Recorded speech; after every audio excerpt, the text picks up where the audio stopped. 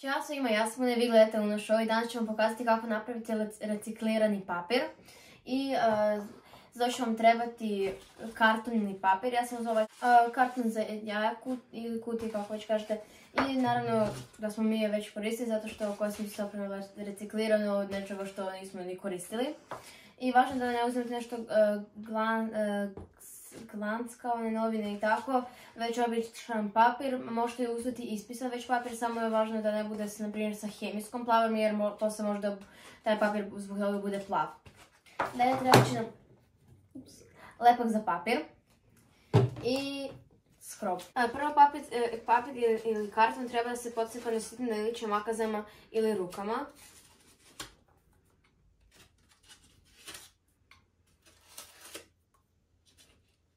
Evo već sam skoro završila da cepam karton i zašto uopšte ovo pravim? Zato što sam ja ovo imala da napravim za domaće iz tehnike i tehnologije.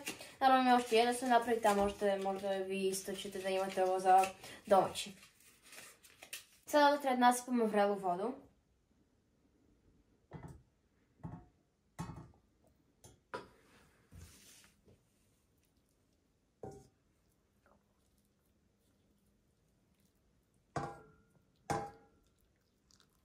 Sada dodamo skrob. I skrob i lepak treba za elastičnost papira.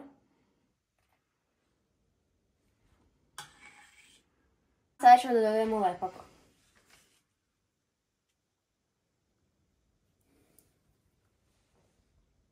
Sada treba ovo sada pomešamo.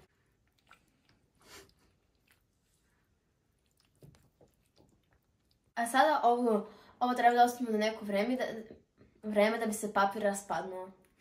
Trebamo blender da ovo sve izblendamo.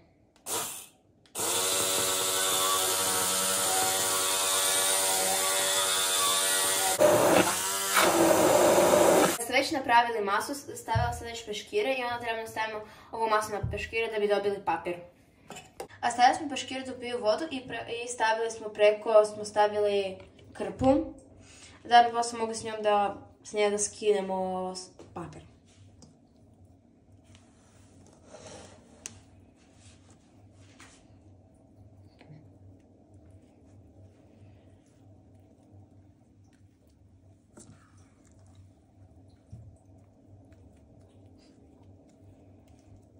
Napravili smo već jedan i sada ćemo napraviti još jedan.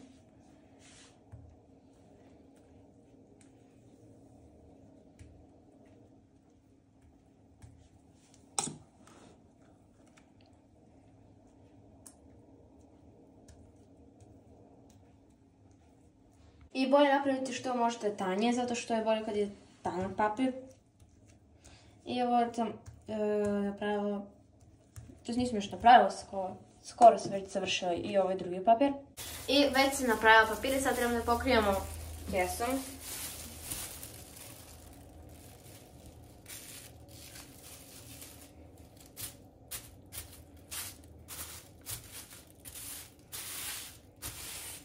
Možete malo da ih razvučete, da budu bolje. Evo.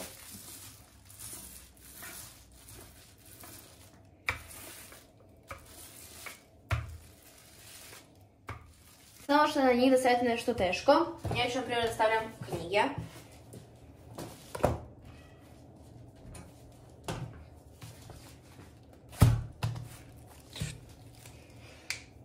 Prošlo 3 sata i sada ćemo da izvadimo sam papir i ovo je način koji mi koristimo, mnogo lakše od drugih, ne treba ram i mnogo brže možemo da napravimo, neki mogu da radi to i po 5 dana, a ovaj način možda se uradi samo za 1 dan.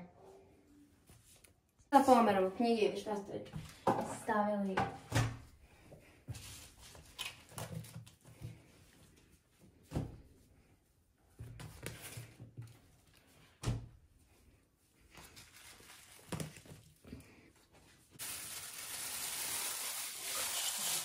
Evo skinuli smo sve i ovako izgleda.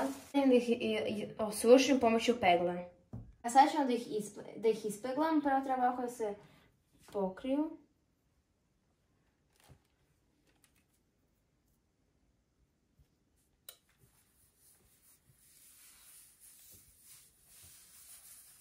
Kada se Kad sam već dosta dobro osušila, onda sam već skinula ovu krpu i počela bez nje da sušim. Znači može i bez ovoga preko da se suši, može jednostavno na njoj da se suši.